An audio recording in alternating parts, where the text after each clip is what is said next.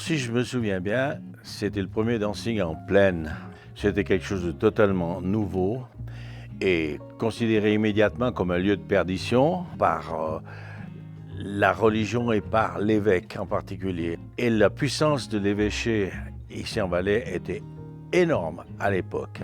Je sais qu'il a fallu passer sous les fourches caudines de l'évêque pour pouvoir ouvrir ce dancing. Je crois que un des messieurs commerçants a dû faire un jour des travaux pour lui et l'évêque lui a demandé « Mais pourquoi voulez-vous faire un dancing à Sion ?» Et qu'il lui a répondu que si la jeunesse était dans le dancing, on savait où elle était, tandis que si elle était en dehors du dancing, c'était beaucoup plus dangereux à tout point de vue.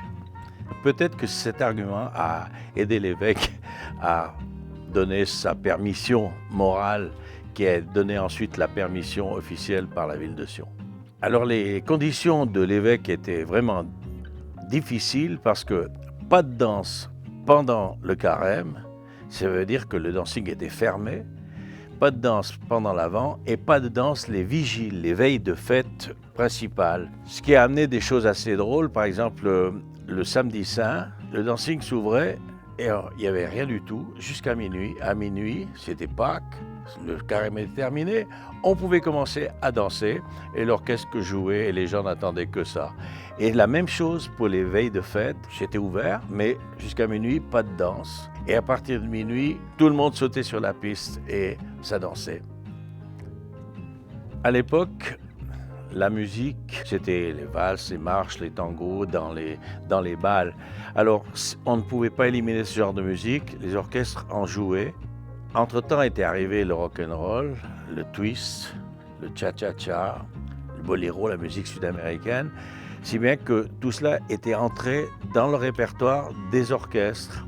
L'orchestre jouait des séries de 3 ou 4 morceaux. Il faisait 3 valses, 3 tangos, 3 marches, ou bien 1 ou 2 boléros plus un cha-cha-cha. Et les gens retournaient ensuite à la table, ils commandaient éventuellement à boire. Et il y a des gens que je rencontre aujourd'hui qui me disent « On s'est marié sur ta musique quand tu jouais à la Matz ».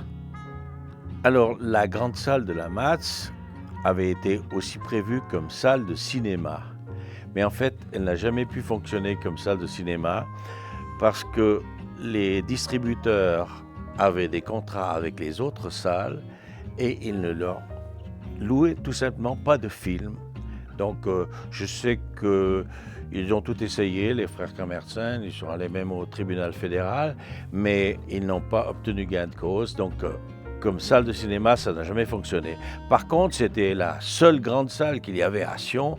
Alors, toutes les manifestations importantes se passaient là, à la Matz. Les lotos, les assemblées. Tibor Varga a commencé là, le festival de Tibor Varga. Il a commencé à la Matz. Cette salle a vraiment été, je sais pas, quelque chose d'incroyablement nécessaire à la ville de Sion. Cette salle, elle n'a jamais été remplacée jusqu'à aujourd'hui. On attend pour très bientôt l'ouverture de la nouvelle salle sédunoise à la gare.